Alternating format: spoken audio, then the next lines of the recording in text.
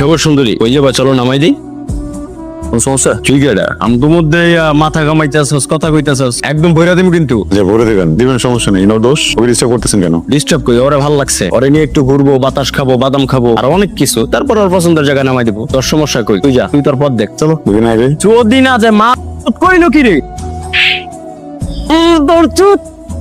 ওরা ভালো মানুষ না, কি দরকার ছিল? ওর সাথে বেয়াদবি করতেছিল, অপমান করতেছিল। আমার চোখের সামনে আপনাকে অপমান করবে আর আমি ওখানে বসে থাকবো না? প্রতিবাদ তো করছি, তাই না? প্রতিবাদ করতে হবে। আমাকে যে অপমান করবে প্রতিবাদ করবে। অবশ্যই করবো। কেন করবেন? কারণ আপনি আমার পরিচিত। দেখেন, আপনি আমার একজন পরিচিত মানুষ, কাছের মানুষ। কেউ যদি আপনাকে অপমান করে, আমি ধরনের প্রতিবাদ করবোই। একটু একটু মার খাবো, মার খেয়ে আবার প্রতিবাদ করবো, ভবের মার খাবো, তারপর প্রতিবাদ করবো। প্রতিবাদ তো করবোই আমি। আমি আপনার কাছের মানুষ। কেন? কেন? আপনি তো এই মাত্র বললেন।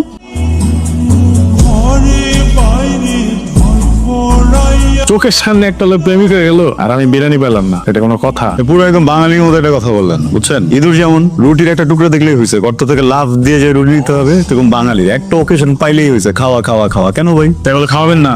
আমি কখন বলছি খাওয়াবো না? তেমনই তো দেখতেছি, রাহা ভাবির সাথে এতদিন হয়েছে পরিচয়, ঘুরতেছেন ফিরতেছেন, খাইতেছেন দাইতেছেন, আমার কথা তো একবার মনে পড়ে না। ওই ভাই, আমরা একটু বিরিয়ানি খাওয়ানো যায় না? খাবেন? কবে খাওয়াবেন বলেন? না খাওয়ালে কিন্তু বসকে বলে দিব। ব্ল্যাকমেল করার প্রয়োজন নেই, ঠিক আছে? খাওয়াবো, এবার খাওয়াবোই। আমার মাকে বললেই হয়ে যাবে। আম্মা প্রত্যেক মাসে একবার করে গরিব খাওয়াই, বুঝছেন? আমি আপনার কথাটা বলবো। আপনারা বিরিয়ানি খাওয়াইতে হবে না, আমি বুঝছি। শোনেন, নেক্সট উইক কিন্তু আপনাকে ময়মনসিংহ যাইতে হবে, ভিজিট আছে। কি খবর আবির? স্যার ভালো, সব ঠিকঠাক। সব ঠিকঠাক? জি স্যার, ঠিকঠাক। আদনান সাহেব আমাকে আপনার ব্যাপারে বলেছে, ময়মনসিংহ ট্যুরে অন্য কাউকে পাঠানো যায় কিনা। আমি বিষয়টা নিয়ে ভেবেছি।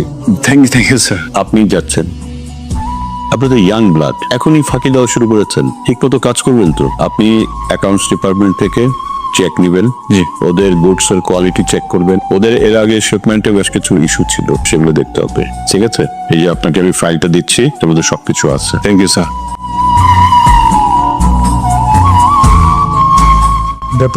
আবিরের কি অবস্থা এখন? বসুন, মাথায় মারাত্মক আঘাত পেয়েছে। 48 ঘন্টা উনি অবজারভেশনে থাকবেন, এখনই কিছু বলা যাচ্ছে না। প্লিজ একটু খেয়াল করবেন প্লিজ। আমরা আছি।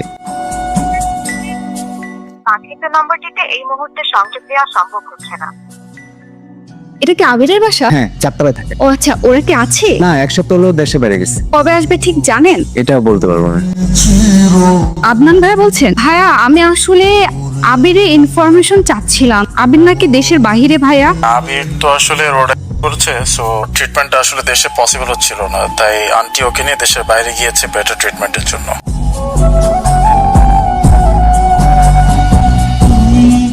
আবির, কে? আমি রাহা। রাইসো তো কি হয়েছে? আমার প্রাইভেসি আছে না?